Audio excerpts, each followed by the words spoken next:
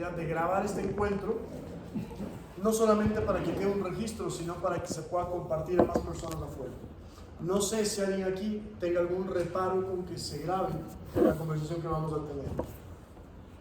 ¿No? Si es que no hay reparos y lo podemos hacer, pues Daniel nos va a ayudar con la grabación para compartirlo después en la página de Daniel. Gracias. Y que compartamos esta conversación muy amena con el resto también de organizaciones religiosas. Al punto, para que ustedes tengan todo el tiempo el día de hoy. El 28 de junio de este año existió un evento que se suscitó en Suecia, Estocolmo, en el cual un inmigrante quemó un ejemplar de un Corán justamente frente a una mezquita en Estocolmo.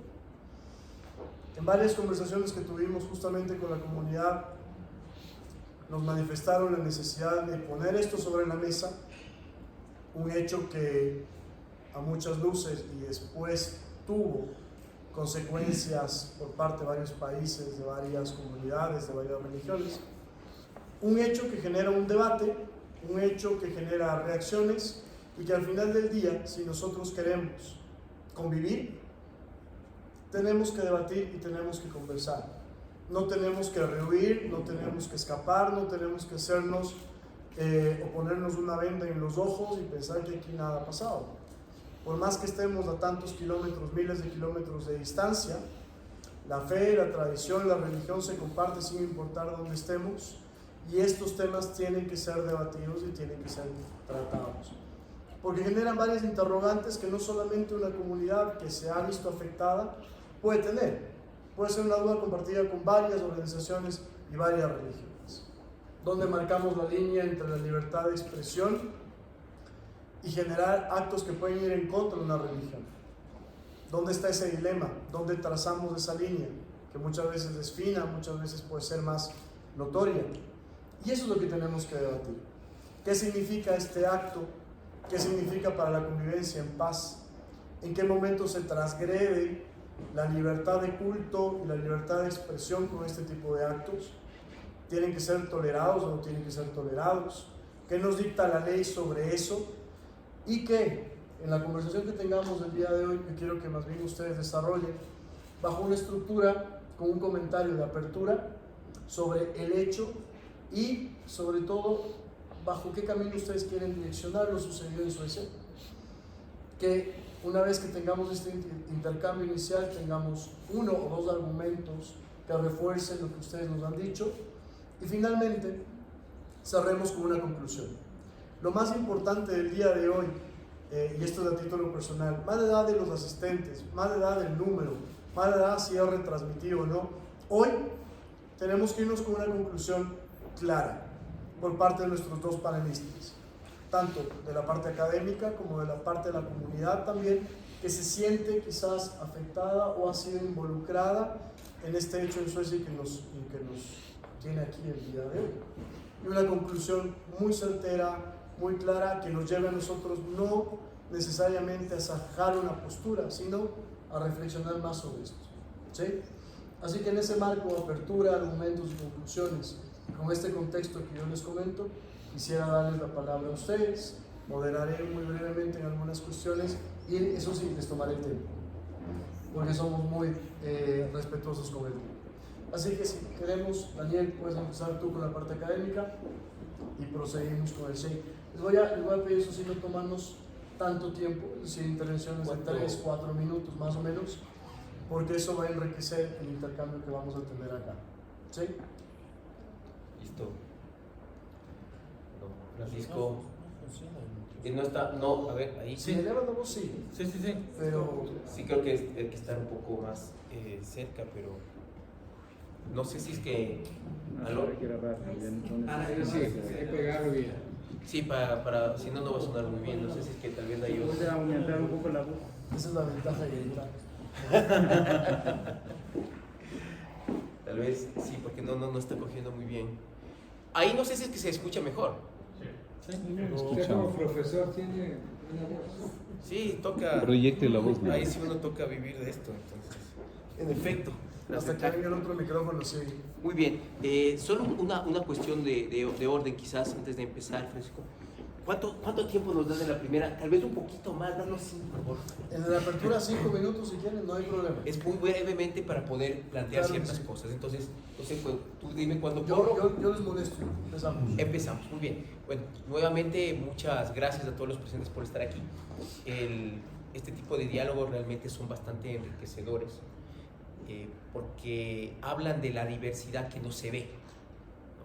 La diversidad religiosa no es algo de lo que se converse demasiado en un contexto tal vez como el nuestro, pero es una realidad y cuando observamos un poco más en detenimiento lo que es la ciudad, quienes estamos en ella, vamos comenzando a ver que esa homogeneidad que tal vez era mucho más propia de hace algunas décadas ya no responde a lo que estamos viendo. El mundo ha cambiado, no solamente ha cambiado el Ecuador. La globalización es parte de alguna manera, es ese generador de este cambio. Y para poder entender un poco con más detalle ya los hechos concretos, siempre es bueno tener de forma, aunque sea muy breve, ciertos puntos que quizás podamos desarrollarlos más adelante en función del interés de los participantes, de los asistentes. Quiero decir, lo primero es tener claro a qué nos referimos cuando hablamos de esa libertad de expresión, de esas libertades ligadas al Estado liberal como lo entendemos en Occidente. Es un fenómeno relativamente moderno, nuevo. El mundo, digamos, europeo occidental vivió guerras de religión hasta avanzada la modernidad.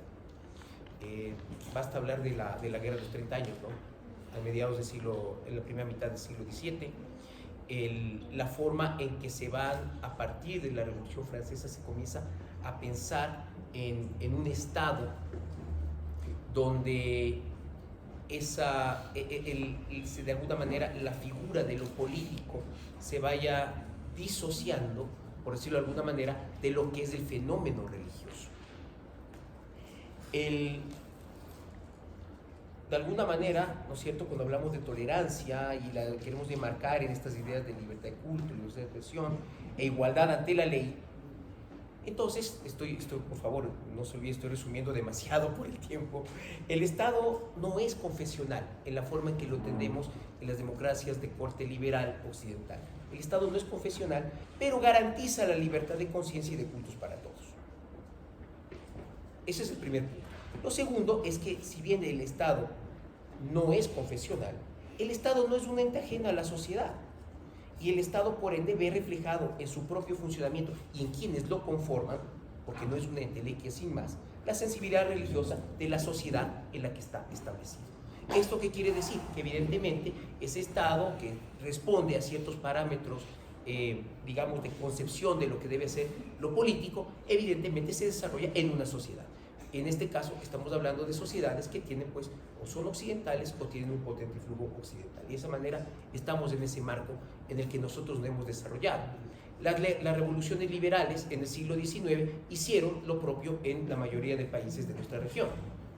Entonces ya nosotros ya para fines del siglo XIX, revolución liberal en 1895, ya tenemos, por ejemplo, ya una separación entre iglesia y Estado.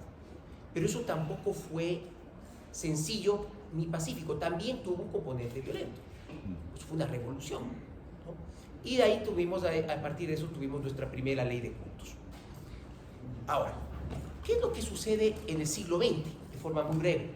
Este modelo, esta idea de un Estado no confesional, pero garante de esas libertades, se consolida en todo el espectro occidental, de alguna manera.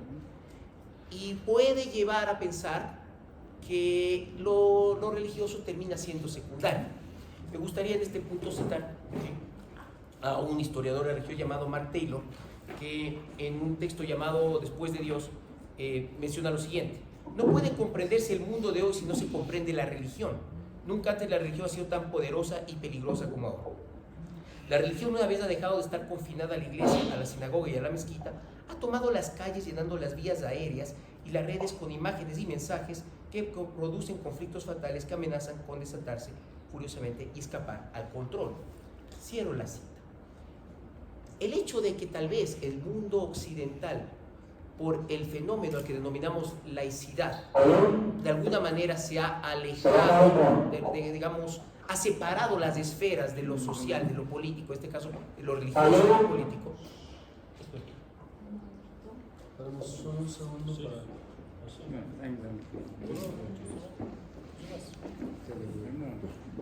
Ahí tal vez. Sí, hasta que lo puedan ver los porque teníamos una intervención, un invitado especial también. Sí, pero podemos continuar hasta que los chicos nos digan. Perfecto. Entonces, la idea de que esto queda confinado a lo privado se ha demostrado inexacto, que las personas no dejan de ser una cuando salen de su casa, o cuando entran a su oficina, o cuando entran o salen de una iglesia. Parafraseando un poco también al historiador de las religiones Mircea Eliade, existe un componente en lo que somos, a lo que él denomina el homo religiosus, y la necesidad de esa búsqueda de lo sagrado en todos los aspectos de la vida. Y lo que terminamos haciendo, también un poco aquí deslizándome hacia Jung, es proyectar los contenidos de lo religioso en otros aspectos. De alguna manera, si pensamos en lo político, es lo que ha pasado con las ideologías en Occidente. Hemos creado religiones laicas.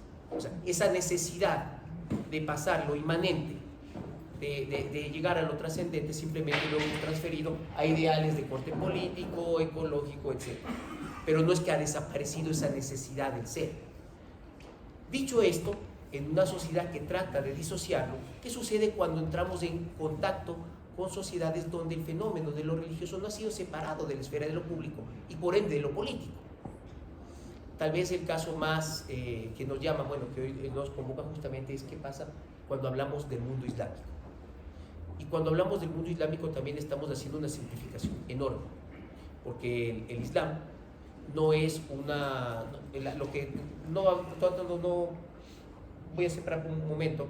Cuando hablamos de cultura islámica o civilización islámica, tenemos que entender que es un fenómeno bastante abarcativo. O sea, no es lo mismo estar en Indonesia que estar en Marruecos.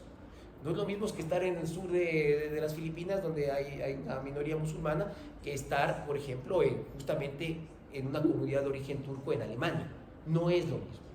Entonces también existe ahí una enorme diversidad que se ve de alguna manera amalgamada por el fenómeno de lo religioso y que también tiene sus componentes y sus divisiones. De la misma manera que el cristianismo no es un componente, no es un todo homogéneo, en el Islam también tenemos ramas, ¿sí? Las dos principales es la sunna, el sunismo y el chiismo. En este caso, pues, cuando hablamos del sunismo estamos hablando tal vez de la más grande, de la mayoritaria. El chiismo, bueno, dependiendo de las estadísticas que uno coja, se mueve entre el 15 y el 25% de la población musulmana mundial. Bueno, y de ahí tenemos pues grupos un poco mucho más minoritarios, lo que tenemos en el caso de Oman, por ejemplo, ¿no? Que pero ya son cosas mucho más chiquitas, ¿no? Pero ahí, eso que nosotros hemos llevado de la mano del liberalismo político es distinto cómo se ha dado en los procesos políticos. En este momento estoy pensando un poquito en la reflexión que hacía Sayyid Qutb cuando hablaba justamente de que esos principios políticos occidentales no se pueden adaptar culturalmente, sino que se tiene que generar nuevos. Y en ese sentido de generar nuevos ha habido justamente distintas formas de entenderlo. En el caso, por ejemplo, bueno, en este momento, por ejemplo, lo que es la revolución islámica, el proceso iraní, es un fenómeno político genuinamente que responde a esa necesidad política cultural en ese contexto. Pero ¿qué pasa cuando tenemos ya en un mundo globalizado interacciones que ya no son de frontera a frontera, sino que ya tenemos intercambios mucho más nutridos en esta era y donde la movilidad humana ha alcanzado realmente límites que no habíamos tenido antes de nuestra historia? ¿Qué hacemos ante eso? ¿Cómo se genera ese diálogo para evitar el choque? Simplemente quería empezar con esas reflexiones antes de aterrizar en lo que nos lleva. Gracias, Daniel. Consulta. Claro, procedemos a las palabras entonces. No sé si precisamente ustedes quieran presentarlo antes de ir con su intervención.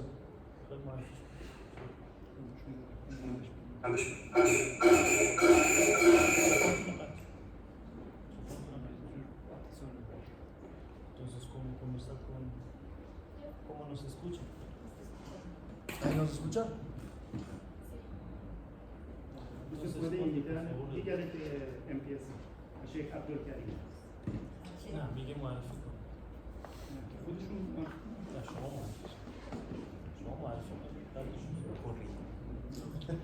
Pero no justo. A veces cerrados. Sí, puede escucharnos. Eran pastillitas. Pero la pregunta que tú pones es la. ¿Cómo se genera ese diálogo?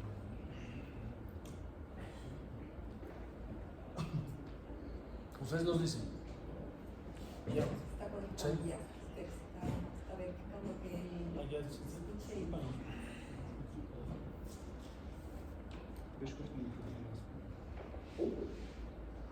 ahí. Ya.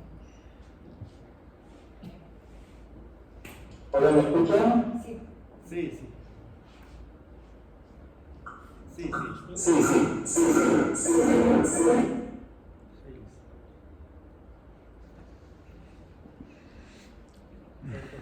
Sí, los escucho, los escucho.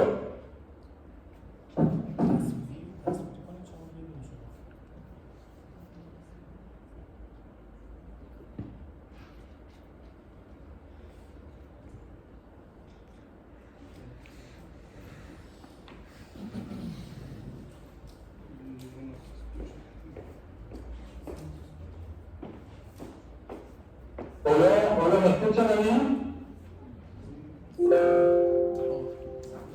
Allá no lo vemos.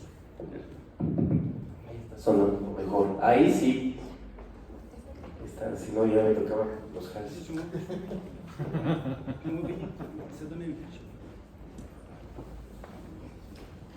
آشق عبدالکریم صدای ما رو میشنوید؟ Sí, sí, sí. احوال شما سلام علیکم و Sí, رحمت lo escucho bien, lo escucho bien.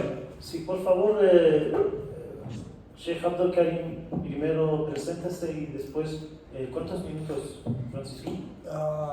Entre 5 a 7. Entre 5 a 7 minutos escuchamos.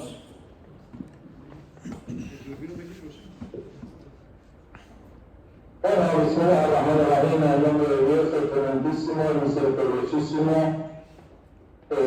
Nosotros sabemos, por conocimiento de la revelación de Dios en el Sagrado Corán y por las enseñanzas proféticas, que en el plan de Dios la familia abrámica tiene un rol fundamental, tanto por parte de Isaac como por parte de Ismael, es decir, tanto por parte de Jesús, como de la paz, como por parte del descendiente del profeta Muhammad, el Imam Ali, y que ellos conjuntamente, en colaboración, van a llenar la tierra de justicia, así como estaba llena de injusticia.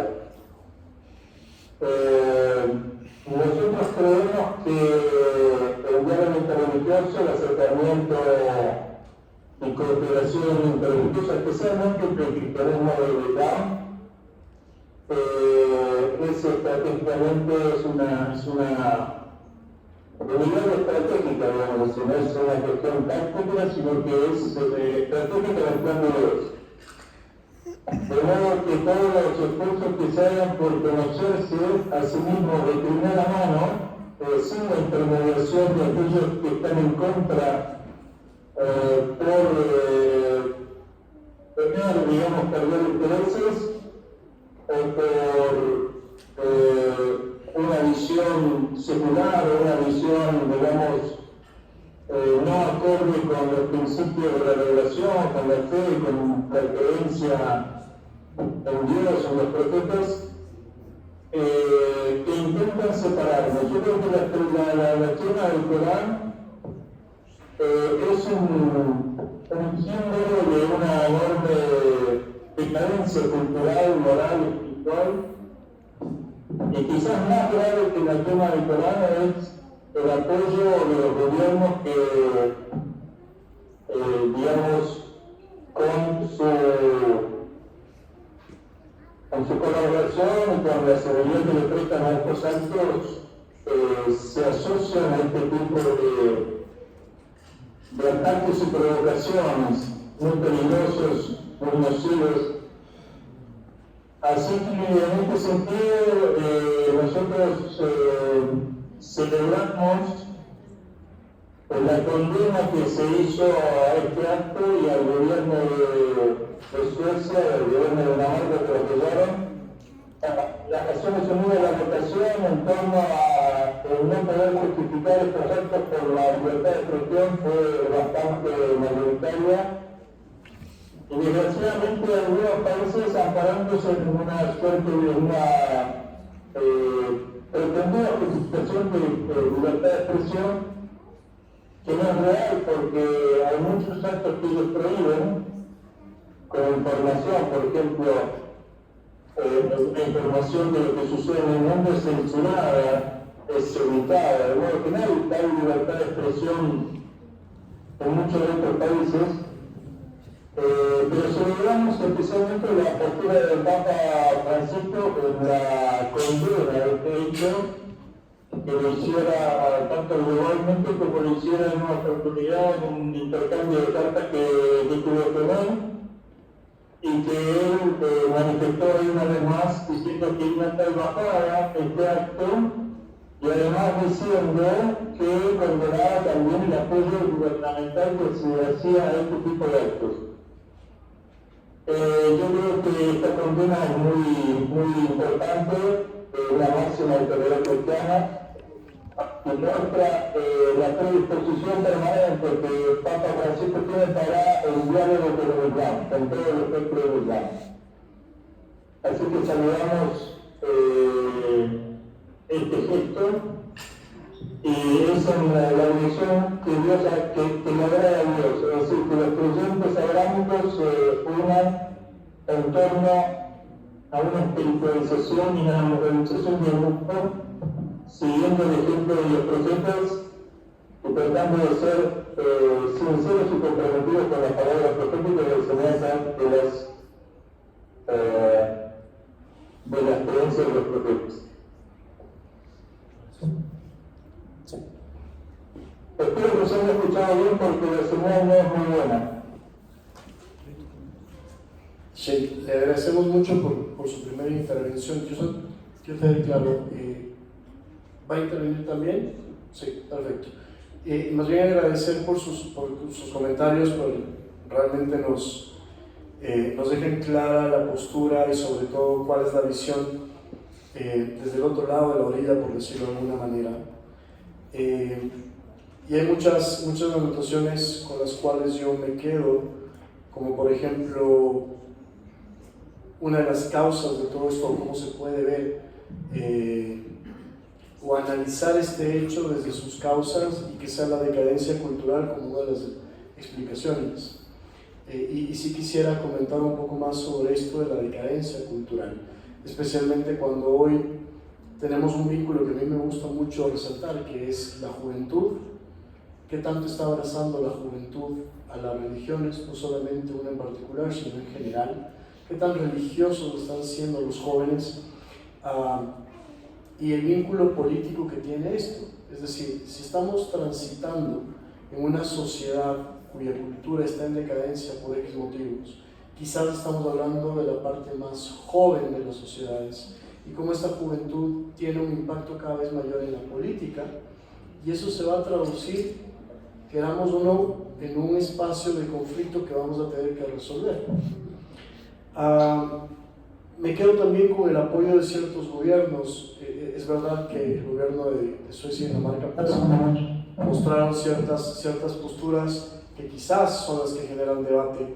Ahora hay muchas posturas también, como el del gobierno alemán, como las propias Naciones Unidas, que sí se manifestaron y expresaron solidaridad, y el Sheikh mismo lo dice, la expresión de solidaridad del máximo representante de la Iglesia Católica. Eso también nos lleva a otro comentario, que es, claro, la unión de las religiones para condenar lo que nosotros creemos que está errado. Es lo que habíamos conversado en un primer momento, que todos creemos y estamos de acuerdo en que la libertad de culto y la libertad de religión es algo que debemos defender. Y quizás una postura no unánime, pero sí una postura en conjunto, discutida, vale la pena, que es lo que estamos haciendo hoy, acá en Ecuador. Y algo que me mostró Daniel, que creo da paso también a los siguientes comentarios, bueno, Tenemos al Estado en el medio, quizás en el medio o como partícipe de una situación de conflicto, una situación que amerita un pronunciamiento, que amerita que nos sentemos a dialogar. ¿Qué otro rol puede tener el Estado? ¿Qué más se espera de los grupos, comunidades, religiones por parte del Estado? ¿Hasta qué punto podemos ir? ¿Hasta qué punto el Estado tiene que tocar la libertad de expresión en casos como este? No sé si sobre eso quieran elaborar un poco más.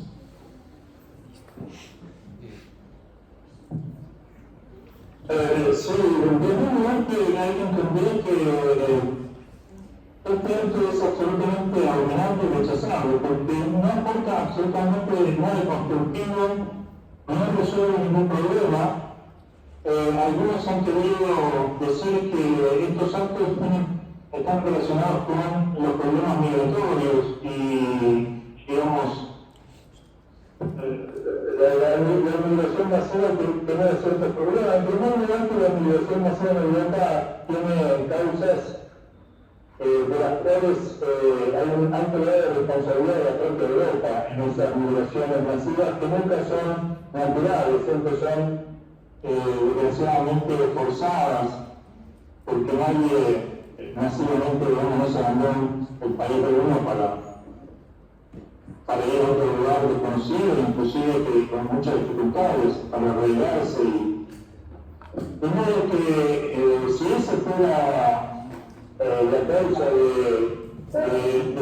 la queja que se expresa, convengamos que no es una manera constructiva de quejarse, es provocar, es incendiar, es generar violencia y no aporta absolutamente nada. Tampoco se tiene sentido que alguien que se diga cristiano, que está llamado al amor, digamos, fraterno, al buen trato, a devolver el mal con el bien y a intentar, digamos, con buenas acciones, con caridad, mejorar la situación del resto de los hombres, que hagan una cosa así, bueno, contraviene todas las enseñanzas de Jesús. Por lo tanto, la condena debe ser unánime. Ese es un aspecto. Otro aspecto es que estamos viviendo una época muy complicada, muy difícil, una tercera guerra mundial en ciernes, una decadencia muy fuerte, una corrupción muy grande, una pérdida de estabilidad familiar, social, mucha pobreza, peligro de medio ambiente, etc. Todos estos diagnósticos que son conocidos por todos. Por lo cual, en el futuro, a esta crisis va a ir abriendo una mayor conciencia y adhesión a valores trascendentes, a los valores religiosos. Por eso creo justamente los musulmanes y cristianos están llamados a un rol mucho más activo en el tiempo que viene.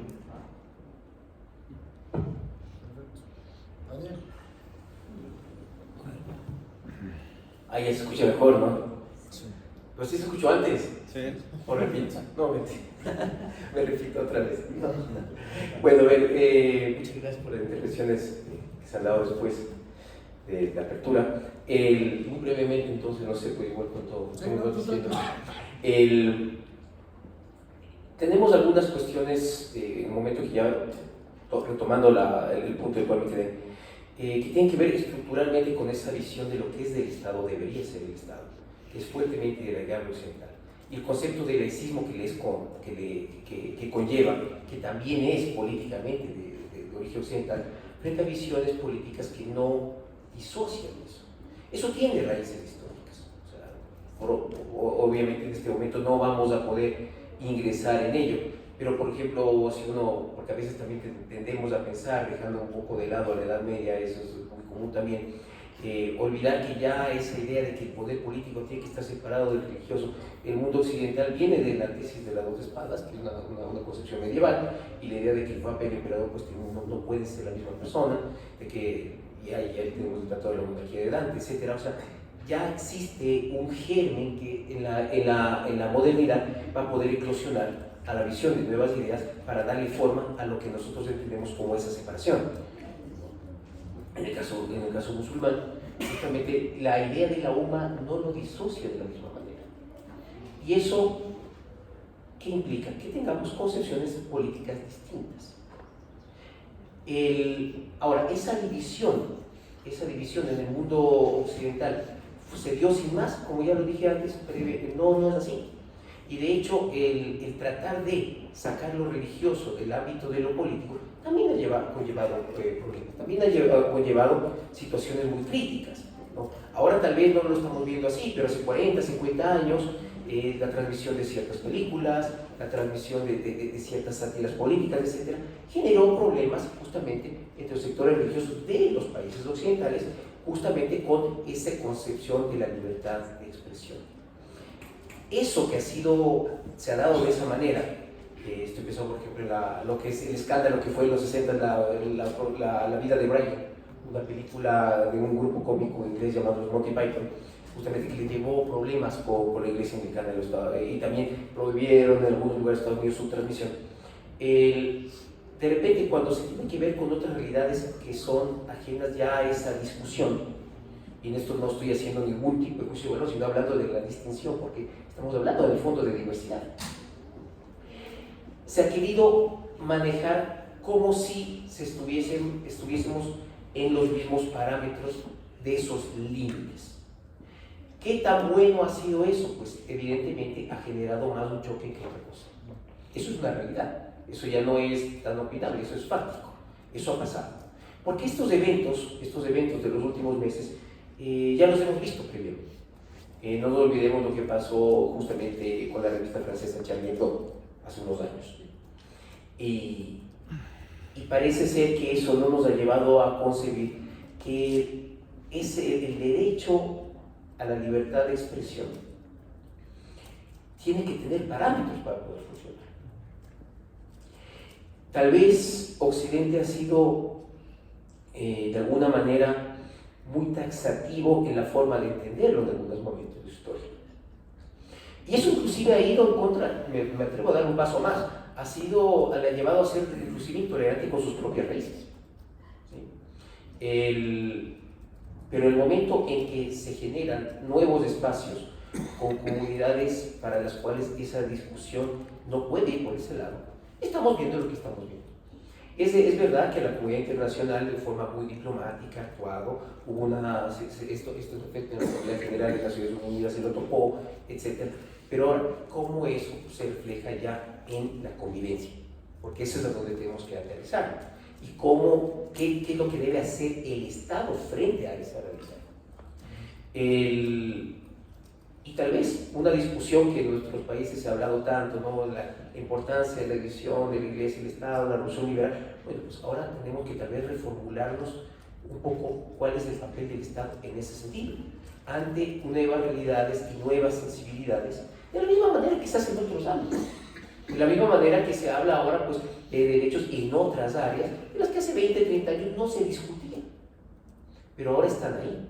Conceptos que ahora no se manejaban previamente, cuando hablamos, por ejemplo, del delito de odio.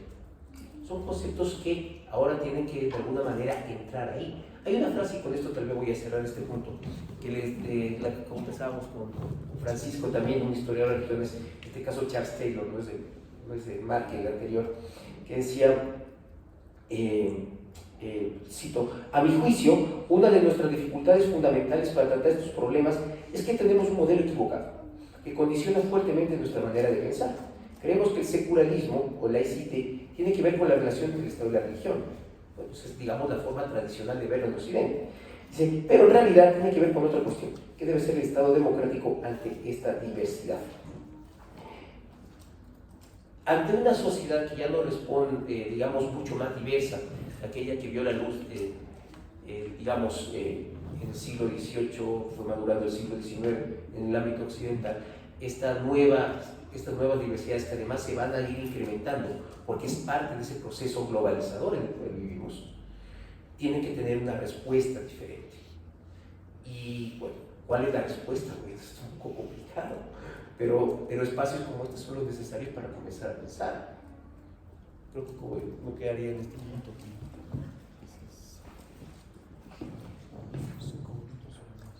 Tranquilo. Sí, sin problema. Muchas gracias, Bismillah ar-Rahman ar-Rahim. queridos hermanos y queridas hermanas. El motivo de este evento, como ustedes explicaron, es la quema del Sagrado Corán, el libro sagrado de 2.000 millones de los musulmanes. Yo quiero un poquito hacer reflexión porque este evento, me refiero a la quema del Corán, no es algo nuevo, lamentablemente. Pero en el siglo XXI es un poquito extraño que es el tiempo de dialogar, el tiempo de medios de comunicaciones, el tiempo de los estados laicos y la libertad de expresión, la libertad de oculto, es un poquito un choque, ¿no? Para 2.000 millones de musulmanes, no solamente los musulmanes, otros seguidores de las religiones celestiales también. Y además los dos estados europeos también condenan este acto. Pero como Daniel tocó este tema, es un poquito complicado llegar a una respuesta muy clara, qué podemos hacer, cuál es la solución. Y se habló sobre la responsabilidad de los estados, especialmente los estados laicos. Pero yo quiero otro vistazo y qué responsabilidad tienen los religiosos, especialmente los líderes religiosos. Yo creo que tienen un rol muy importante en estos casos. Yo conversamos otro día, yo dije, cuando, por ejemplo, yo hice un ejemplo aquí en Ecuador, que todo el mundo afirma y condena eso. Por ejemplo, ofender una raza que pertenece a esta tierra, pero nadie acepta y nadie convoca para hacerlo. Por ejemplo, ofender a los indígenas. Todo el mundo condena. Yo digo, ¿qué dice la ley al respecto de, por ejemplo, ofender a una raza? Está callado, no dice nada. Yo creo que estas lagunas de la ley hay que conversar mucho, y especialmente los abogados tienen que enfocarse para no repetirse estos eventos de dos estados aquí en Ecuador. Y también me gustaría un poquito hacer conocer qué idea tiene Islam al respecto de la tolerancia religiosa y también la libertad de culto. Y aquí ahora estamos nosotros en el siglo XXI, todo el mundo habla sobre la tolerancia, de la libertad, pero voy a mencionar algunos versículos del Sagrado Corán al respecto de la tolerancia. Daniel dijo correcto y explicó correcto que hay, la verdad, interpretaciones diferentes en cada religión existe. Pero mejor nos referimos al fuente más auténtico de los musulmanes, que es el Sagrado Corán. ¿Qué dice al respecto de la tolerancia?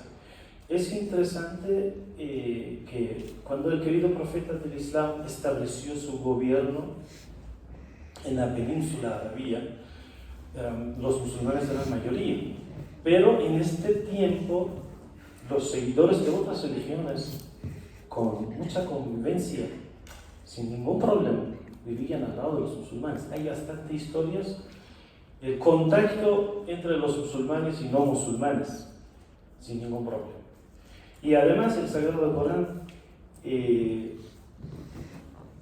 una palabra más repetida en el Sagrado Corán es Allah, Dios de los musulmanes.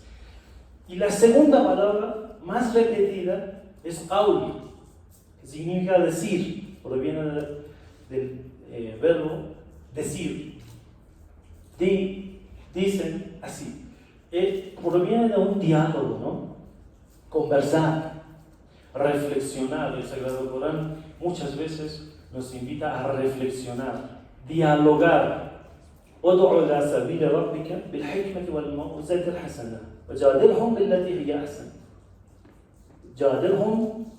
هي أحسن. Dice, ¿Cuál es la forma de conversar con los no musulmanes?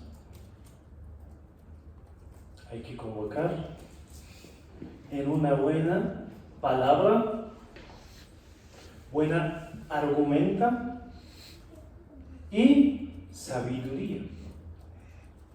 Y es interesante el siguiente, Allah subhanahu wa ta'ala dice: tu Señor sabe bien quién se extravía de su camino y quién sigue la guía. Dios sabe. Pero tú no puedes obligar a nadie para creer. Es imposible. Tú tienes que argumentar. Por eso Avicena, un científico muy famoso iraní, dice: nosotros somos hijos de argumento. Argumentamos y conversamos, dialogamos. Solo en el Sagrado Corán hay una excepción de jihad y la guerra, que ustedes tal vez han escuchado de la guerra en el Sagrado Corán. Eso proviene también de islamofobia que existe. Pero solo hay una excepción que dice: tienen que luchar con los incrédulos que están contra ustedes en la lucha, en la guerra. Es lógico, ¿no? Todo el mundo afirma defender el enemigo. Pero en el caso de no musulmanes, no vale. Dice: la ikraha fi din. No puedes obligar a nadie para creer, no vale. La fe con obligación, con esfuerzo, no vale. Entonces, yo digo, las normas islámicas son muy progresistas en el caso de dar libertad de expresión, pero como Daniel dijo, hay que definir los parámetros para la ley de libertad de expresión. ¿Hasta dónde? Es interesante que los estados condenan y dicen que, bueno, este evento nosotros condenamos, pero por la libertad de expresión no podemos hacer nada. ¿Cuál es la solución entonces? Yo digo, el derecho de la libertad de expresión, bueno, expresar su opinión, no pasa nada, pero quitar el derecho de otros, el derecho de amar y defender una creencia, también es un derecho. Es un contradictorio, ¿no?, entre dos derechos. Y además, cuando genera el odio, la violencia por un acto, bueno, ¿qué deberíamos hacer? ¿Qué dice la ley? Por eso yo propuse que los abogados se enfoquen en este tema. ¿Cómo? Yo no digo limitar la ley de la libertad de expresión, sino que los parámetros, hasta dónde generar el odio, la violencia, y en este caso 2.000 millones de musulmanes, que el libro sagrado de los musulmanes es milagro, el milagro del querido profeta del Islam. Es un libro sagrado, no solamente decir sagrado, sino que estilo de la vida de los musulmanes. Ofender este libro, quemar este libro, bueno, genera el odio, y todos los musulmanes no son iguales. Todos los pensamientos dentro del Islam no son iguales. Hay grupos fanáticos como ISIS que han escuchado sus actos. Entonces, ellos abusan estos eventos, estos actos. No solamente en el caso de los no musulmanes, sino que entre los musulmanes también. Ellos abusan. Por eso yo digo, gracias a Dios, aquí los amigos que están presentes, hace unos años que tienen un diálogo interreligioso, fraternidad, entre todas, no solamente entre las sectas e iglesias, no, sino que entre otras religiones también, los musulmanes. Eso es muy bueno, por eso yo tengo unas propuestas, y tengo tiempo.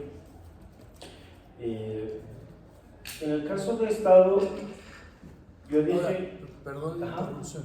Yo creo que podemos elaborar, solamente quisiera que Daniel conteste una parte, justamente la pregunta que queda hasta dónde, quiero tratar una parte de la ley de comunicación y pasamos ya a las conclusiones y propuestas, si les parece. Bueno, topando esto de hasta dónde, bueno, ya que hemos hablado de lo más general, un poquito concepto de hablar un poco del tema Europa, hay dos cosas que me interesan aquí. Lo primero es qué tan factible es que se replique lo sucedido en Europa acá, y segundo, cuál es el marco en el cual nosotros funcionamos aquí. Entonces, brevemente, lo primero, ¿qué tan factible es que esto se replique en el Ecuador? Realmente lo veo lejano. No es el mismo contexto.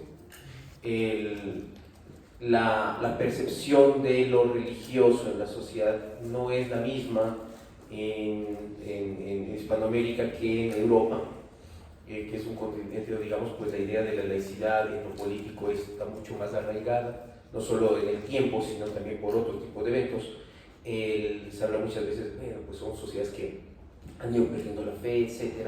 Y sí, uno puede verlos, digamos, centrarse demasiado en el caso europeo, pero más que nada digamos, por el peso geopolítico que tiene Europa. Porque cuando hablamos en términos demográficos, estamos hablando de menos del 10% de la población del mundo. Estamos hablando de un poco más del 7%, ya está. Entonces, pensar que a nivel global el fenómeno de lo religioso está en retirada porque el 7% de la población mundial tiene una visión distinta de esas relaciones, pues no se sostiene. Numéricamente no se sostiene.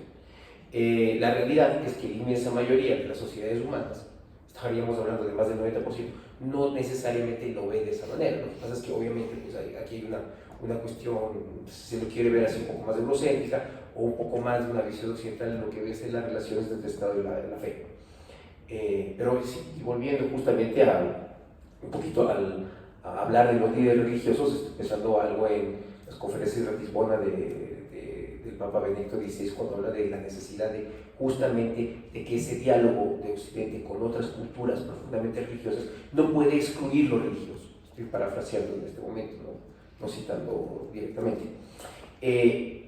Por lo tanto, y obviamente entra el aspecto demográfico, no solamente el peso demográfico de Europa en el mundo, sino lo que está pasando con las tasas de reposición de la población, que están muy por debajo del 2.1, que es lo necesario para que la sociedad se pueda, digamos, mantener. Entonces, Europa necesita migración. Venga de donde venga, pero Europa no puede mantener su crecimiento sin migración. Eso es así, ¿no? Entonces, están inmersos en otro tipo de dinámica. En el caso de América Latina, además de ser un continente mucho más joven, o sea, si vemos cómo se distribuye la población, pues es un continente relativamente joven, mientras que estamos hablando de Europa, solo Europa, Corea del Sur y Japón, pues estamos hablando de las sociedades que en términos demográficos más envejecidas del mundo. Más bien nosotros somos una zona, un área del mundo de la que sale más población. Nosotros, más bien, de nuestra región, la gente migra. Tenemos un fenómeno obviamente, de inmigración, sí, pero no tiene las características ni las dimensiones que tienen en Europa. Y de alguna manera eso en una área que debe de por sí tener una mayor diversidad, ¿no es cierto? Entonces, somos sociedades étnicamente mucho más diversas, ¿no? Cuando hablamos y casa adentro tenemos diferentes minorías que inclusive pueden tener... Pensemos en cuántas lenguas indígenas, por ejemplo, puede haber en el Ecuador. O sea, nosotros tenemos una realidad de diversidad, lo que quiero decir, que es mucho más del día a día y mucho más tangible de lo que tal vez pueda ser en el caso europeo. Y nos hemos acostumbrado, justamente, especialmente en fines del siglo XIX, hasta tal vez mediados del siglo XX, a ser receptores de inmigración, ¿no? Entonces, la forma en que nosotros hemos ido asimilando esto ha sido diferente. No, ya las comunidades musulmanas, por ejemplo, estoy pensando, por ejemplo, en la mezquita Salam, cerca de la Patria, es algo que ya está desde fines de los años 60, ¿no? Entonces, ya poco a poco, eso se ha ido dando sin que genere una tensión. No son realidades comparables en este momento, como para pensar que estaríamos ante una situación inminente de islamofobia semejante. Y lo segundo es, ¿cuál es el marco en el Ecuador? Bueno, nosotros tenemos respecto a la libertad religiosa una historia bastante corta. Tenemos una primera ley de libertad de cultos del año 1895, ¿no? Y lastimosamente, antes de que se genere la muerte cruzada, estaba en plena discusión un proyecto de ley religiosa, impulsado por el CONALIR, el Consejo Nacional de Libertad Religiosa, ¿no? Eso, bueno, pues tendrá que esperar, pero sí existe un marco de trabajo. O sea, este tipo de preocupaciones, tal vez lo que sería importante es darse cuenta que no debe ser una ley a la que se le da un tratamiento tan secundario, sino que requiere una priorización. Eso sí, o sea, existe un consejo, sí, ha existido una idea de reformar el marco de las relaciones, digamos, entre diferentes confesiones religiosas, eso también, pero no se le ha dado la importancia de caso. Ahí tal vez lo que está faltando es que nuestros actores políticos vean que necesitamos un marco actualizado, no solo a la realidad ecuatoriana, sino también tomando en consideración cómo se está dando esto a nivel global. Y bueno, ya para las conclusiones ya habrá un poquito más de tiempo después.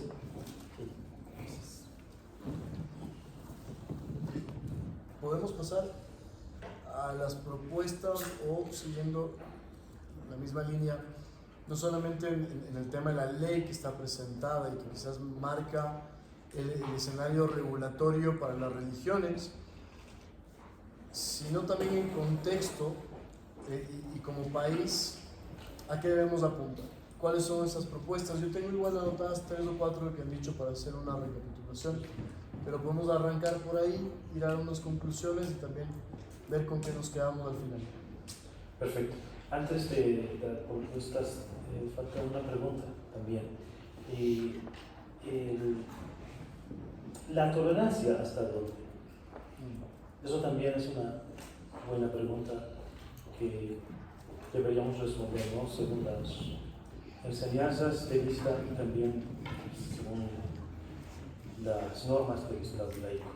¿Y cuál es la respuesta? Las propuestas es que yo toqué este tema, que el rol de los líderes religiosos es importante.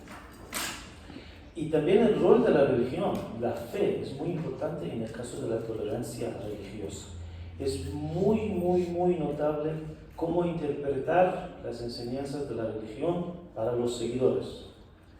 Y si nosotros, líderes religiosos, si interpretamos correcto cuál es la tolerancia religiosa, no piensa como yo, como nosotros. Entonces, según mi opinión personal, no.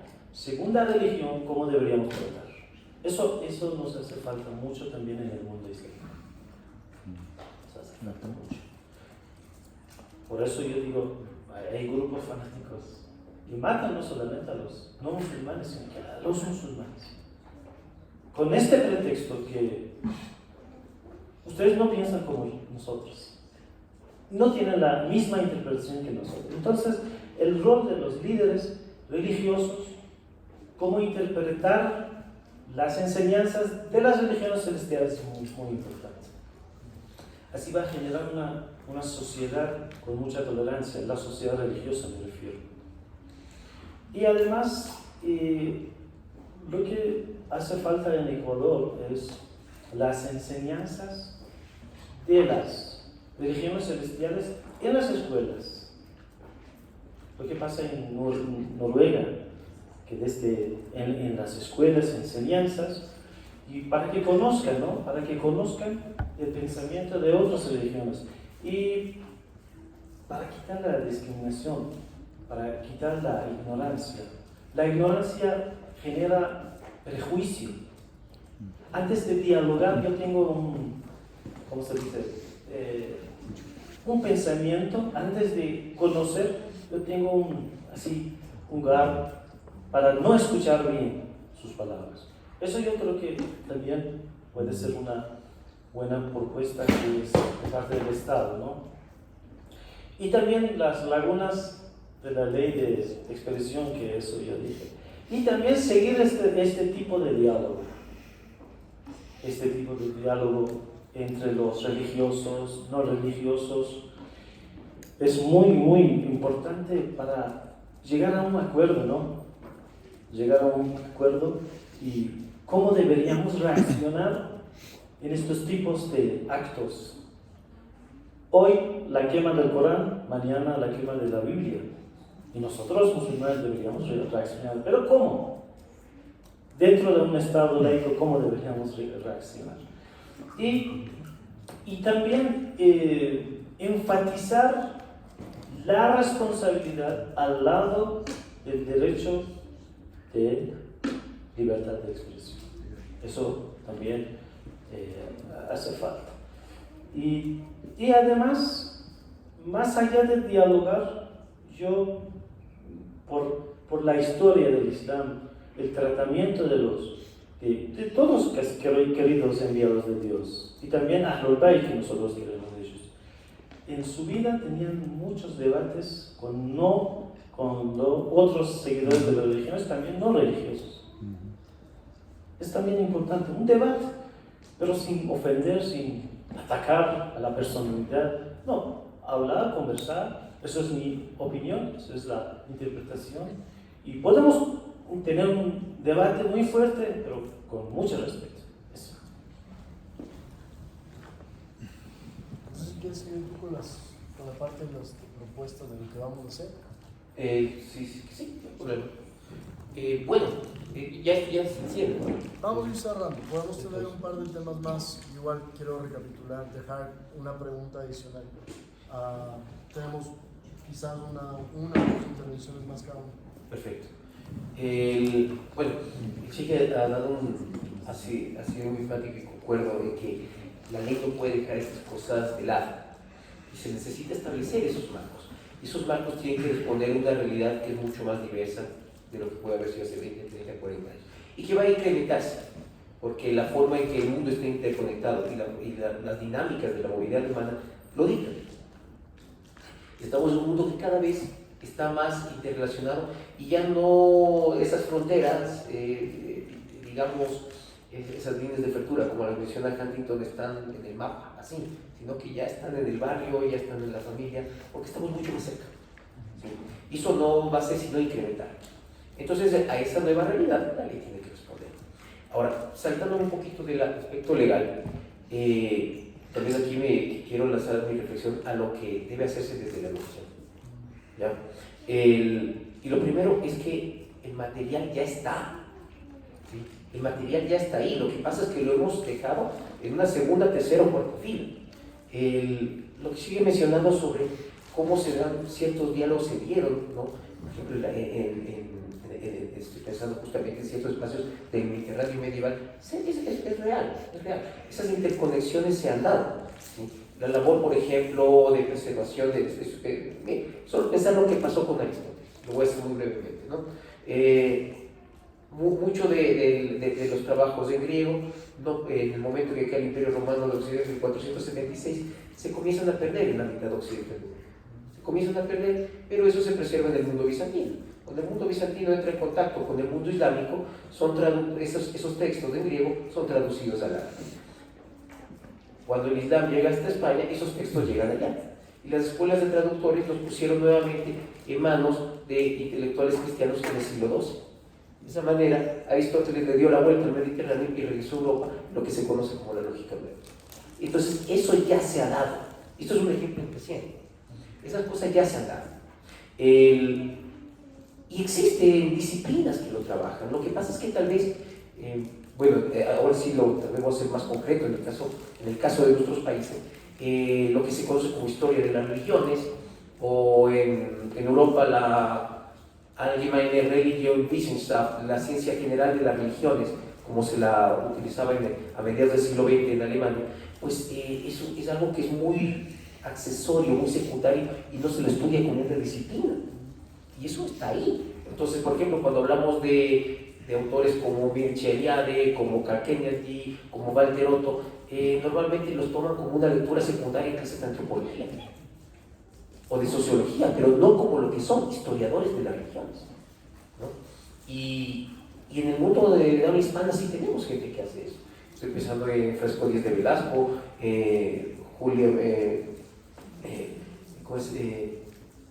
Julia Mendoza Tunón, sí tenemos autores. Hay gente que trae Bruce Lincoln en el mundo anglosajón, Wendy Doniger. O sea, sí existe esta disciplina, llámese ciencia general de las religiones o historia de las religiones, pero en nuestros países tal vez es necesario darle más cabida en las ciencias sociales.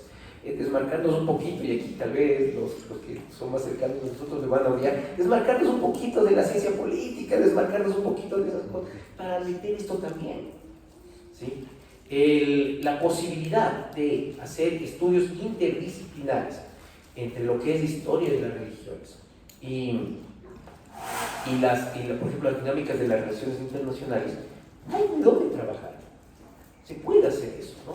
Desde planteamientos realistas como el de Huntington, que fue criticado en su momento, pero que ya metió a la religión en las relaciones internacionales y tuvo respuestas justamente como lo que veíamos en diálogos y ediciones del expresidente Ilan Khatami, ¿no? Todo eso está, hay material para trabajar, pero tal vez no hemos hecho ese espacio, ese hueco en la academia latinoamericana en general y ecuatoriana en particular. Ahí hay un deber, ahí se puede hacer.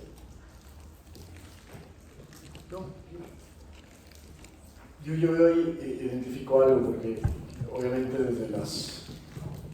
y me permito hablar desde la subsecretaría, hemos tenido ya varias reuniones con distintas religiones, organizaciones, pero se identifica cierto miedo y desconocimiento por parte del Estado, ¿no? A emprender acciones puntuales que puedan acercar a las religiones al día a día del Estado. Yo no creo que solamente sea el hecho de tratar ciertos autores y empezar a impartir los textos como tal, que funcionan, pero hay acciones, hay procesos del día a día del Estado que no están incluyendo la visión de las religiones. El mismo hecho, por ejemplo, de que acá no tengamos una forma de reconocer estudios en teología, y no solamente de la Iglesia Católica, sino del resto también. Es decir, hay una desconexión, no solamente a nivel quizás espiritual, conforme pasa el tiempo, sino también en temas pragmáticos como los que yo comento, o temas prácticos como los que comento. Y estamos dejando de lado del día a día a varias organizaciones religiosas, y eso sí es algo que me preocupa, porque el día de mañana, como tú bien dices, Daniel, estamos lejos quizás en este país y en Sudamérica que ocurra un acto como el que ocurrió en Suecia. Estamos lejos, sí, pero ¿cómo vamos a reaccionar en el momento en que eso pase? A mí me encanta preparar escenarios, soy loco de preparar escenarios, pero prefiero que no pase. Es como en Quito. ¿Qué pasa si tenemos un terremoto en Quito con todos los edificios altos? ¿Qué pasa el día de mañana cuando exista un grupo que tenga raíces acá o eche raíces y tenga visiones como la que hemos hablado el día de hoy? ¿Estamos listos para, no sé si la palabra es enfrentar, no sé si estamos listos para hacer contra a una visión que quizás algunos dirán que hay que tolerar, otros dirán que hay que respetar, otros tendremos que decir no, hay que ser contundentes ante eso? Entonces, yo creo que aquí no van a salir las conclusiones de qué tenemos que hacer. Quizás el acercarnos un poco más desde el primer paso. Se ha mencionado más de 25 veces la palabra diálogo, y hay que hacerlo, hay que conversar. La palabra o la pregunta está más bien en cómo traducimos esto en hechos concretos también, para que no solamente la comunidad musulmana, sino todas las religiones que están presentes en el Ecuador se sientan más cercanas y respaldadas, que creo que es uno de los puntos que nos han comentado la gran mayoría, de que ha existido una brecha tal que en cierto momento nos hemos sentido desamparados. Estoy transmitiendo las palabras que nos han dicho a lo largo de estas semanas que nos hemos reunido con todos ustedes. ¿Cómo lo pasamos del diálogo a la parte práctica, a la parte pragmática, quizás desde la academia, quizás desde la relación religiones-Estado? Pero con esa preocupación latente, quizás distante pero latente. Y esas que sean las conclusiones finales de las que queremos arribar. Y que obviamente venga de la mano, acompañado de ustedes dos, de algún llamado a la acción. ¿Sí? Es decir, nos podremos sentar las veces que ustedes quieran a dialogar y este ha sido un primer intento para ver cómo nos va. Porque esto no va a ser ni la primera ni la última vez que lo vamos a hacer. Es necesario. ¿Cuál es el llamado a la acción a quienes están acá, a quienes nos van a escuchar después, a quienes invitemos a los siguientes diálogos? ¿Cuál es ese llamado a la acción para religiosos como para no religiosos también?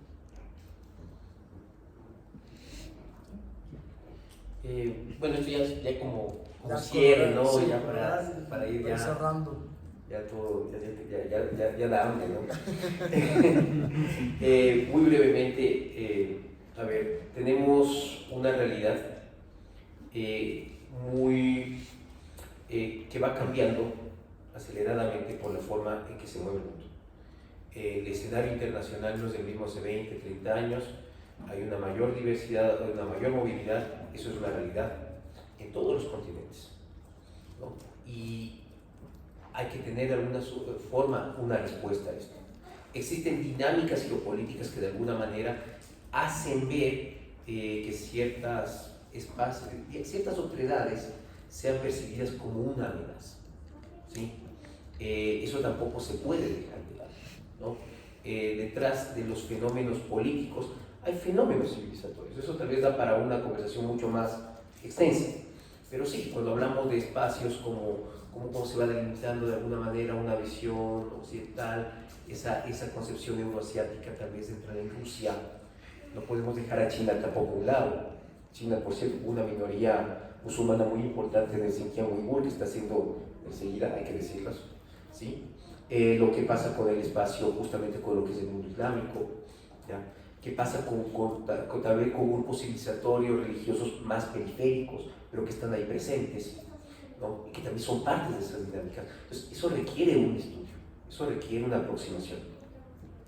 Lo segundo, que tal vez esto que lo hemos visto demasiado lejano en nuestra región ya no lo es, y requiere justamente una respuesta desde la sociedad civil. Ahí está justamente el papel de los líderes religiosos. Creo que en el Ecuador, de alguna manera, la existencia del Consejo en ese sentido demuestra que hay una vitalidad al respecto y un interés en llevar a cabo ciertos diálogos. Tal vez el poder político no ha prestado hasta el momento la atención suficiente, pero es tremendamente alentador eventos como este, justamente desde el Estado. O sea, un Estado que ya se da cuenta de que, miren, esto hay que tratarlo, esto tenemos que conversarlo. Así que mis parabienes, Francisco, muchas gracias por esto, por este espacio. La academia tiene un rol también, ya no voy a repetirme, pero sí, insisto, el material para trabajar existe. Lo que ha pasado es que no le hemos dado la importancia que a otras áreas, tal vez de las ciencias sociales, de las humanidades, sí les hemos dado, pero el material existe, es cuestión de empezar a trabajar. Y finalmente, bueno, pues ya para aterrizarlo, ahí hay un proyecto de ley. Tal vez... Con un paréntesis, perdón, ¿tú lo has analizado? Lo vi previo a justamente a la muerte cruzada, ¿no? Y si lo has analizado, ¿nos atrevemos a dar una opinión muy cortita del proyecto? ¿Crees por qué lado va? ¿Crees que es lo necesario? ¿Creo que puede ser mejorado? Bueno, por definición todo puede ser perfectible, ¿no? Pero el proyecto es muy bueno, ¿sí?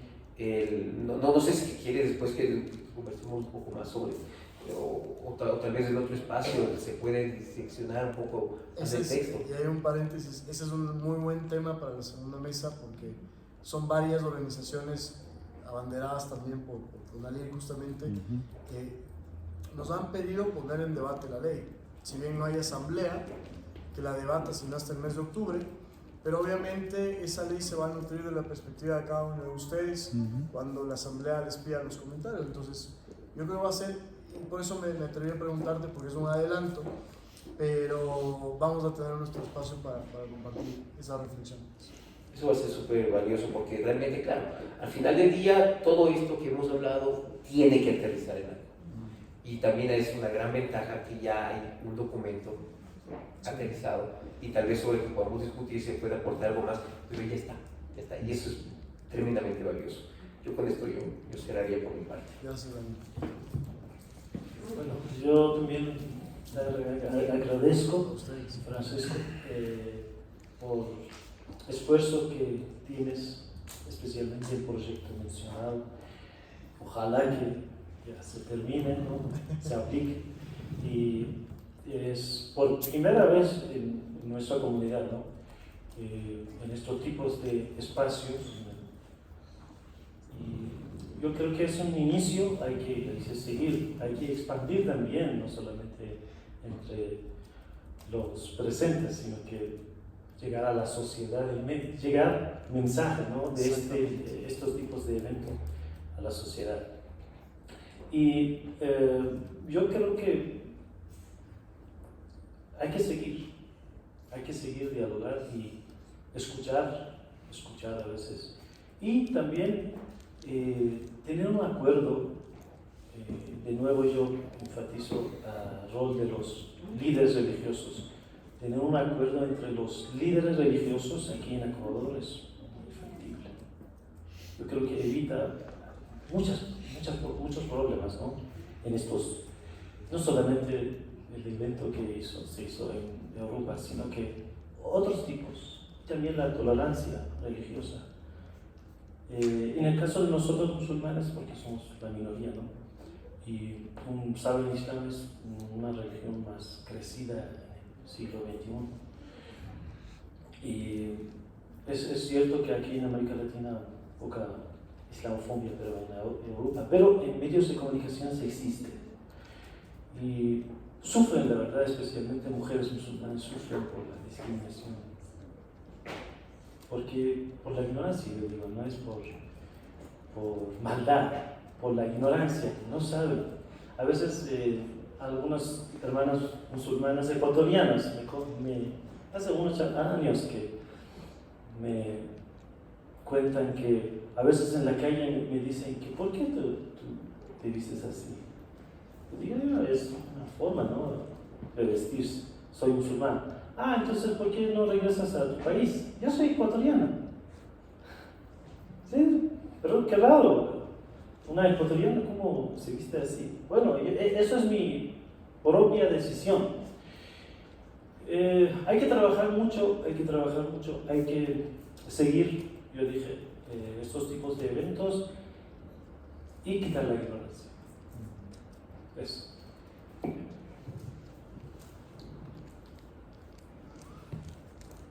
Hay solo un tema adicional. Yo creo que las propuestas y conclusiones son muy claras. Yo creo que tampoco hay que inventar ni reescribir todo lo que ya se ha hecho, porque la hoja de ruta está marcada y desde la subsecretaría hemos tomado y adoptado una postura de dejar una hoja de ruta de trabajo muy clara para que esos pasos que ustedes han manifestado pues se vayan cumpliendo poco a poco y se hagan cimientos para que en el futuro tengamos una convivencia mucho más interconectada.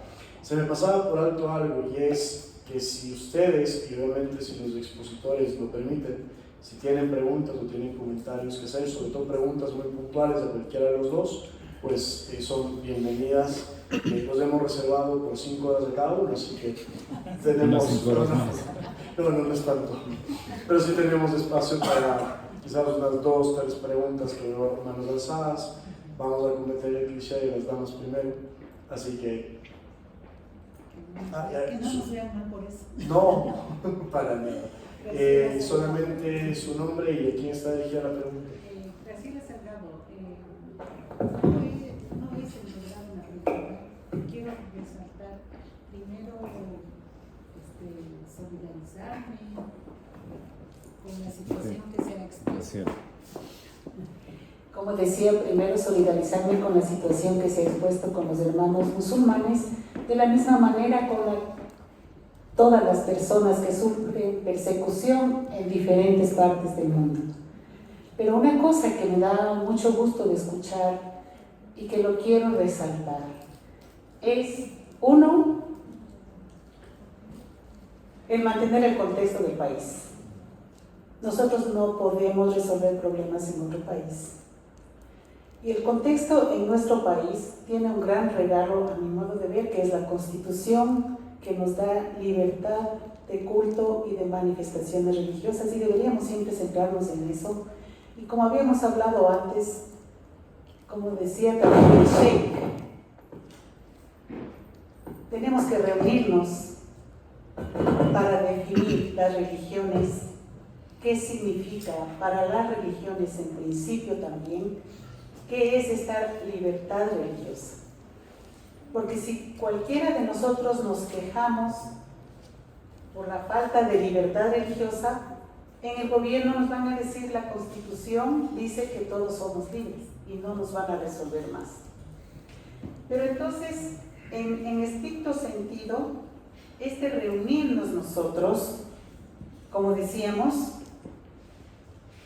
para estar claros de qué comunidad queremos construir, la relación en el momento en que nosotros, en este país, que es totalmente posible reunirnos, conversar, construir una comunidad de unión, de unidad en la diversidad, será un gran ejemplo para la sociedad, un gran ejemplo para el gobierno y también para lo global. Si nosotros que estamos pidiendo esto podemos hacerlo, yo creo que lo demás viene también por añadidura. El Estado tiene la responsabilidad de garantizar. Nosotros tenemos la responsabilidad de educar espiritualmente a la comunidad. Muchas gracias. Y hay 3 preguntas más que están por ahí. 4. Primero, sí, usted levantó primero la mano. Exacto. Mi nombre es David Rodríguez, yo soy musulmán ya casi alrededor de 10 años. Yo pienso que más no es el simple hecho de que a nosotros los musulmanes nos segregan, sí, nos segregan bastante. De hecho, desde las familias, porque, por ejemplo, yo soy el único musulmán entre como 600 personas que son mi familia actual, ¿no? Lo malo es que en el Ecuador, lastimosamente, no hay un buen canal, digámoslo así, que hable en realidad, haga, no sé, tipo documentales y todo ese tipo de cosas. Lastimosamente, lo único que vende aquí en el Ecuador es el cine, los programas ecuatorianos de muy baja calidad, la cháchara, y lastimosamente no hay un canal, como digo, ¿no?, que pueda representar no solo al Islam, sino que haya más cultura, digámoslo así, ¿no? Y lastimosamente, ¿por qué nos segregan? Porque lastimosamente lo que se da en CNN, que son un canal, no es, digámoslo así, no es un canal noticiero, sino es un canal político. Es lo que lastimosamente CNN y varios canales de Inglaterra, de Francia, nos venden como los malos de las películas, ¿no? Lastimosamente, y como la gente ecuatoriana y la gente americana no le gusta la lectura, no ve más allá del horizonte de lo que dice CNN y otros 2 que 3 canales, como por ejemplo la BBC de Londres, y creo que es un canal ruso que también nos complica a nosotros, ¿no?, que nos venden como los malos de la película. Lo importante desde el Estado, yo siempre he dicho, es que haya más facilidad más libertad ¿cómo es?, de expresión, de que haya la posibilidad de que personas de distintas religiones ocupen cargos en el Estado, ¿no? Porque desde ahí se vería que el Estado quiere hacer cosas buenas por las religiones y por todo, ¿no? Porque lastimosamente uno va a una entrevista de trabajo, si se quiere decir, y cuando le preguntan tu ideología religiosa, uno dice musulmán, y como que, o sea, si hay una segregación. Por ejemplo, yo recién tuve una entrevista de trabajo y me preguntaban el porqué de la barba, y les dije, en parte es porque me gusta el look, Y de ahí me quedaron viendo y me dijeron como que no te creemos, o sea, ¿hay algún otro trasfondo? Le dije, sí, ¿sabes qué? Me gusta el Islam y todas esas cosas. Y automáticamente fue segregada y lastimosamente es lo que yo siempre digo, ¿no? O sea, desde el Estado debería haber la opción de que contraten a gente que no solo sea católica ni lo que estamos acostumbrados aquí en el Ecuador, ¿no? Sino que haya hindúes, haya judíos, haya musulmanes en cargos, ¿no? O sea, que sea visible, porque al ser visible la gente se sensibiliza con las personas y va a haber un poco más de empatía, si se quiere decir, hacia las religiones, ¿no? Pero si es que solo estamos globalizados en un mundo católico, que solo los católicos pueden trabajar en ciertos lugares del Estado, no va a haber la empatía por más que se haga la ley de cultos. Van a decir, no, pero es que el problema es que en el Estado solo trabaja gente católica y no, por ejemplo, vernos a nosotros los musulmanes, lastimosamente nos ven y hasta se nos burlan, digámoslo así, ¿no? Y no está bien, es porque desde el Estado no hay la sensibilidad de que haya gente trabajando de las religiones, ¿no? Eso sería todo. Muchas gracias. Gracias.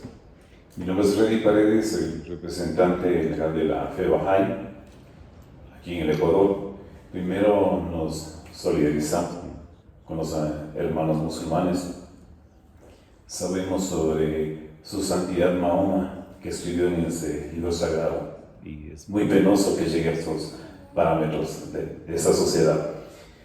Dos cosas importantes. Yo creo que aprovechando la oportunidad de que existen ya instituciones como el CONALIR y estos movimientos que se trata de unir ideas y unir conceptos, tener una visión común, de qué manera el Estado debe acelerar o aprovechar esta oportunidad donde existe ya la predisposición de las religiones, organizaciones religiosas y otros movimientos, cómo acelerar esa oportunidad para aprovechar esta ley que tiene. Ya tenemos una ley, hay una hoja de ruta. ¿Cómo aceleramos para que estos procesos continúen? Bueno, puedan continuar estos procesos y seguir avanzando. Gracias. Esa sí fue pregunta. Si desean contestarla sin problema. Creo que esa me toca a mí. Y si yo les pasé la palabra para no comprometerme. Sí, muy rápido, antes de la pregunta. Muy brevemente, yo creo que esto es un ejemplo, lo hemos conversado previamente. Sí, hay que acelerar ciertos procesos dentro de lo que podamos hacer. Y una de nuestras sugerencias dentro de la subsecretaría es sí, que no exista asamblea no significa que el trabajo legislativo tenga que detenerse. ¿Y a qué me refiero con esto? Que sí, la ley va a ser muy importante. Hay que ver qué prioridad le dan los políticos. Y eso es algo que tienen que entender no desde el lado estatal, nosotros lo tenemos claro, tenemos prioridades muy bien definidas, sino ustedes. Porque la única forma de que esos procesos se aceleren, específicamente el de la ley, es el momento en que ustedes puedan presionar a los actores políticos para que las cosas cambien. Yo en los múltiples diálogos que hemos tenido me ha tocado dar un baño de realidad a muchas organizaciones que han pensado de que la ley presentada va a ser ley al día siguiente. Les he dicho, una ley tarda mínimo, pues si corremos 9 meses. Eso recaerá en la Comisión de Justicia. Esa Comisión de Justicia tiene tales proyectos y eso implica que la fecha de publicación de esa ley, si es que se llega a publicar y no queda en archivos como prácticamente el 80% de las leyes y no más, esté en 2, 3, 4 años. Y eso es un ejercicio de presión que no nace de nosotros, nace de los interesados complementariamente con la gestión nuestra. El día de mañana, cuando los actores políticos nos vean reunidos, no solamente con ustedes, sino con el resto de organizaciones, con ustedes también, van a ver que hay un foco de interés. Y que hay un foco de interés que hay que respetar, que hay que valorar y que hay que atender. Esa es la única forma certera de acelerar esos procesos, más allá de todo el apoyo que nosotros podamos dar, que lo estamos dando desde el Estado. Ahora sí podemos proceder con la pregunta. Muchas gracias, soy René Arenas. A ver, en el acto de la quema del Corán, es de hecho un acto detestable incluso, y como católico obviamente yo me siento muy representado por la actitud que ha tenido nuestro líder religioso, que es el Papa. Pero quería más bien destacar dos cosas ahorita, ¿no? La primera es que eso nos ha llevado a una reflexión sobre el papel del Estado. Pero no fue el Estado el que hizo ese acto. Fue un movimiento de unas personas, además quien lideraba este movimiento, de hecho era un migrante iraquí, justamente, aunque se decía católico, cristiano.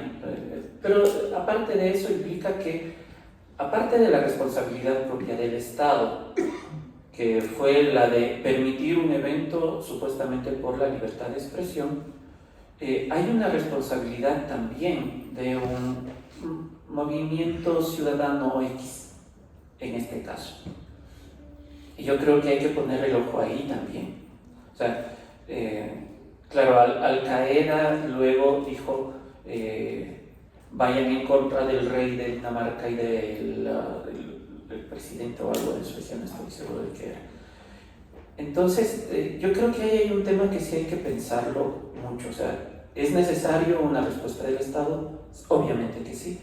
Esto afecta al Estado por cómo fue como demasiado liberal respecto a cómo entender la libertad de expresión, totalmente de acuerdo, y hay que discutirlo desde el Estado, pero yo creo que el problema no estaba en el Estado en este caso. Estaba en unos movimientos fundamentalistas, y creo que el problema está en estos movimientos fundamentalistas del lado que vengan, porque ustedes también se refirieron en su momento al fundamentalismo islámico, que lastimosamente es el que lleva a muchos a tener esta visión equivocada de lo que es el Islam. Y lo digo con todo conocimiento de causa, gracias a la amistad que tenemos aquí en la fraternidad ecuménica con el Sheikh y con algunos de ustedes. Y un segundo elemento, Mohamed señalaba, ¿cuál es el límite de la libertad de expresión? En nuestra legislación ese límite está en el delito de odio. Es decir, ¿hasta dónde puede llegar mi expresión, mi libertad de expresión? Hasta aquel momento en el que empiezo a ser discriminatorio o excluyente de cualquier grupo. Y de hecho en este momento la gran discusión que se está dando en la ONU sobre libertad religiosa tiene que ver con libertad de expresión y con de qué manera afecta de una manera u otra sobre todo a los grupos y movimientos LGTBI, etcétera, etcétera, ¿no? O sea, el gran ataque, entre comillas, a la libertad religiosa está por el lado de la libertad de expresión. Y creo que ahí sí hay que lograr de alguna manera poner límites más claros. Porque tal como está redactada la ley, la libertad de expresión solo se considera delito de odio si la persona siente que eso me está discriminando.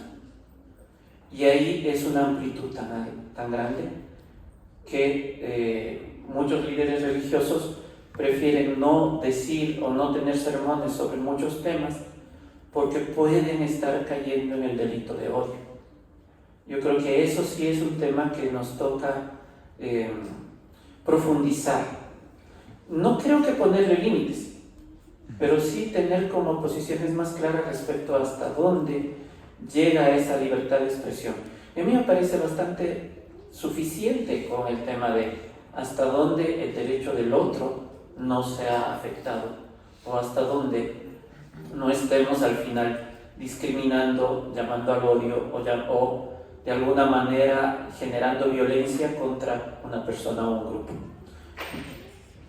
Muchísimas gracias. No sé si quieren apuntar algo sobre eso. Una pregunta. Ahora sobran los micrófonos. Ya, muchas gracias por la nota de mi amigo René, ¿no? Lo que pasa es que yo estoy de acuerdo, pero porque yo dije límite, no me refiero a limitar la libertad de expresión, me refiero a evitar estos eventos que se sucedió en Europa. Y además, si decimos el Estado no es culpable, si el Estado en este caso no tiene responsabilidad porque ha establecido una ley de los casos que usted dijo, en nuestro caso, la quema del Corán, el Estado, por ejemplo, Suecia, dijo, condenamos, pero no podemos evitarlo. Entonces parece que este acto no está contra la ley de la libertad de expresión. Ese es el problema, por eso estamos aquí conversando para solucionar este problema. ¿Había una pregunta adicional?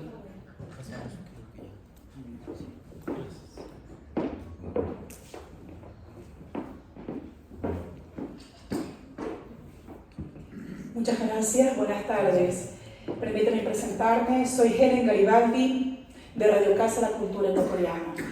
Mi solidaridad para con ustedes por lo que están pasando con el problema de la quema de tan importante manual. Pero en todo caso, permítame hacer una pregunta aquí al señor David Crespo, que es académico. Quisiera que me explicara un poquito por qué se da esta situación en el país y vergonzosamente comparto este testimonio con ustedes. Cerca de un mes o menos tuve la oportunidad de entrevistar en Radio Casa de la Cultura a un sheij. Obviamente por las redes sociales se difundió la entrevista y vergonzosamente, el programa trató de ser boicoteado por compatriotas míos, por ecuatorianos, trató de ser boicoteado. Mi pregunta es, ¿por qué razón aquí nosotros, nuestra sociedad, los ecuatorianos, podemos ser empáticos con modismos o con esnobismos que tienen que ver con cuestiones amorales? Como aquí mencionó el caballero, en cuanto a grupos de LGTBI, sí somos tolerantes a esos grupos que afectan a nuestra sociedad. Pero ¿por qué no damos apertura a nuevas culturas, a nuevas religiones? Como le explico, el programa trató de ser boicoteado por muchas formas, pero sin embargo salió adelante. De hecho, recibimos muchas felicitaciones por la magnitud del evento. Pero ¿por qué se da esto en nuestra sociedad? El esnobismo, ¿por qué no da pauta a las nuevas religiones o culturas? No nuevas religiones, pero sí culturas que están en nuestro país. En gobiernos anteriores sí se dio la apertura, como lo menciono, a ciertos grupos amorales. ¿Y por qué no somos tolerantes a las religiones, en este caso a la que se nos está ventilando en esta tarde? Gracias. Bueno, en este momento no podría, lo primero que haría es, no puedo hacer una valoración de moralidad o amoralidad, ¿no? Respecto a por qué se les dio cabida, ¿no? Mejor dicho, por qué a ciertos grupos se les puede calificar de cierta forma. ¿Por qué ciertas luchas, eso sí es distinto, son más populares que otras? Esa sería la pregunta. ¿Por qué porque tienen una agenda global que tiene mayor visibilidad? O sea, lo que sucede en ese caso, en ese punto en concreto, también responde a ciertas dinámicas que vienen de alguna manera con una agenda hegemónica desde otros lugares, ¿no? Entonces, a ver, ¿por qué se le da más importancia a ciertas cosas? ¿Por qué ciertas luchas son más visibles que otras? Y bueno, normalmente desde organismos multilaterales se les da más importancia, tal vez desde centros de poder global se les da también más importancia, y al final del día terminan teniendo más fondos para poder ser promovidas que otras. Esa sería la primera cuestión. La segunda, porque se dificulta de alguna manera es comprender mejor ciertas otredades que las sentimos más distantes, ¿no? Pero eso es una cuestión, yo diría que de temporalidad. ¿A qué me quiero referir con esto? De que es algo relativamente nuevo, ¿no? Cuando hablamos de la presencia, por ejemplo, de mezquitas en Quito, yo hablaba de que sí, porque la mezquita Salah no tiene más que unas pocas décadas, ¿no? Y ese es, por lo menos que yo conozco, es la primera mezquita que hubo en Quito. Bueno, no sé si estoy equivocado, pero estoy casi seguro que es así. Entonces, son cosas que han tenido una presencia que no ha sido tan visible y que justamente por dinámicas externas que no son ecuatorianas, pues no podemos negarlo, han tenido una mala propaganda, ¿no?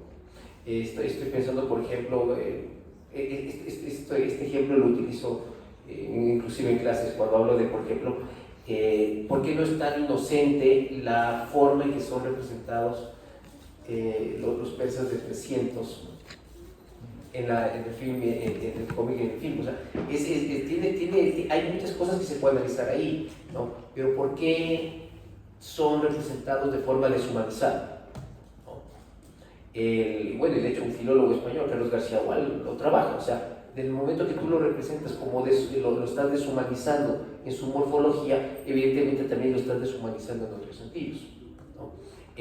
Recuerdo que en el otro extremo, por ejemplo, Slavoj Žižek decía que no se puede hacer esa correlación entre las formas bestiales de los personajes del cómic con la percepción del Irán actual. Pero lo cierto es que en Irán esto se generó una queja a nivel de Naciones Unidas y a nivel de UNESCO. Eso pasó en su momento. Y también la segunda película, la continuación de 300, fue estrenada justamente en el Nowruz. Entonces esas cosas no son tan gratuitas, ¿no? Entonces evidentemente responden a otras dinámicas de las que nosotros nos vemos, digamos, de forma secundaria, digamos, influidos por ellas, ¿ya? Ahora, en concreto, ¿qué pasó en el evento que está mencionando? Bueno, pues primero habría que saber qué motivaba a ese grupo en concreto, porque no lo podríamos hacer extensivo a la sociedad ecuatoriana como un todo. Creería yo, o por lo menos quiero creer yo, que la sociedad ecuatoriana en términos generales es bastante tolerante, ¿no? Eso ha permitido, porque no estamos en el ambiente, o sea, estamos ya muy lejos de la Carta Negra, estamos muy lejos de esa idea de que si no eras católico no podías, por ejemplo, ser ciudadano, ¿no? Estoy pensando justamente en la Constitución de García Moreno. Estamos lejos de ello. El camino de la revolución liberal en el Ecuador ha dejado una huella más profunda, ¿no? Ya el siglo XX se dio el crecimiento y el surgir de iglesias evangélicas, de iglesias protestantes, de una forma muy importante en el Ecuador. En toda América Latina el protestantismo ya tiene un peso. Hay países como Guatemala, donde algunas estadísticas ya hablan de que más de la mitad de la población es protestante, ya no es católica. Entonces, creería yo que ese tipo de arrebatos no se corresponden con el sentir del conjunto de la sociedad. Desafortunadamente la ignorancia, y ahí me tomo las palabras de ese, tiene un papel que ver aquí, ¿no? Porque justamente, pues si es que uno se queda simplemente con la imagen mediática de algo, ¿no es cierto?, o con la preponderancia de ciertas agendas sobre otras, pues es muy fácil caer en trasladar solamente contenidos negativos a esa otredad, en vez de tratar de conocerlo.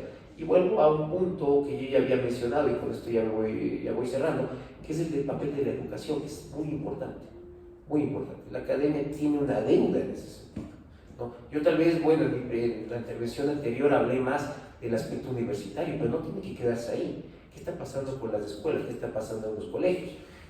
Antes teníamos algo que se llamaba cívica, ahora no sé si se llama educación para la ciudadanía, o no sé si le han cambiado el nombre, porque sí, a veces se cambian los nombres más rápido que los contenidos. Pero bueno, parte de esa educación cívica tiene que ser justamente lidiar con estas nuevas realidades y de alguna manera sentar las bases para que esto no sea una excepción, sino que esto sean cosas más cotidianas. Gracias. Yo soy Fernando Villasís, el secretario técnico de CETEGIS, que es la Secretaría Técnica de Gestión Inmobiliaria del Sector Público. Somos quienes administramos este edificio. Son bienvenidos. Hemos colaborado con el Ministerio de Gobierno, somos parte del Ejecutivo. El Estado ecuatoriano, a través de las instancias del Ministerio de Gobierno, la Subsecretaría de Pueblos, Nacionalidades, Cultos, Movimientos y Organizaciones Sociales y Participación Ciudadana, que representa a la subsecretaria María Camila Cler. Queremos colaborar con ustedes para ser pragmáticos, que no sea solo la academia, que sean todos los edificios públicos que puedan apoyarlos. Hoy están en la plataforma de gestión gubernamental financiera, mañana pueden estar en el sur, en la plataforma social, y así tenemos en Guayaquil, tenemos en Cuenca, tenemos en Puerto Viejo. Somos prestos a colaborar, creemos en la tolerancia religiosa, soy católico, sin embargo apoyamos. Hoy he preguntado a mi director de talento humano si tenemos diferenciar las religiones. Pues tenemos diferenciado hombres y mujeres, hay más mujeres que hombres, tenemos pueblos, nacionalidades, tenemos... nos falta el tema religioso. Les he pedido que apliquen la ley de tolerancia religiosa y que identifiquen las religiones de buena forma. En el Ejecutivo, en el Estado, en el Gobierno, yo más bien he visto, porque yo vengo del sector privado, he visto que se apoya mucho a todos los ciudadanos sin importar su condición religiosa, de género, etc. Así que eso es importante que ustedes tomen en cuenta que siendo nuestro presidente de la República, el señor Guillermo Lasso, católico, él es abierto y tolerante a la bondad humana, al ser humano, al Dios que representa a cada uno de nosotros en sus religiones con bondad. No la intolerancia religiosa ni a los terroristas ni a cualquier manifestación, porque vean, y termino con esto y créanme, nosotros tenemos la prohibición de poner figuras religiosas en los edificios públicos, una prohibición que viene de la época del socialismo del siglo XXI. Sin embargo, en mi oficina yo las tengo. ¿Y saben de dónde las tengo las figuras religiosas? La mayoría católicas, de bienes muebles incautados en casas de narcotraficantes o lavadores de activos. Así, para que vean, estos católicos que hacen un daño a la sociedad también tienen figuras religiosas que veneran y que bendicen. Hoy, Dios mediante, vamos a donar toda esa figura religiosa que la hemos recuperado de una bodega a un monasterio, a una iglesia, para que puedan participar. Así que son bienvenidos en todos los edificios públicos, al menos de la entidad que represento, para que hagan estos conversatorios, y encantado de recibirlos. Gracias por estar aquí. Buenas tardes. Muchísimas gracias, secretario Fernando Bolsís. Con eso, un aplauso para los dos expositores que hemos tenido el día de hoy, muy buenos amigos, y agradecerles por su presencia. Esto se va a repetir. Cuentan con todo el apoyo de la subsecretaría, con todo el apoyo del gobierno, así que seguimos ejecutando la hoja de ruta, seguimos caminando y avanzando en esto que conversamos el día de hoy y en muchos otros pasos adicionales también. Así que muchísimas gracias por acompañarnos y nos volveremos a ver prontamente. Muchas gracias.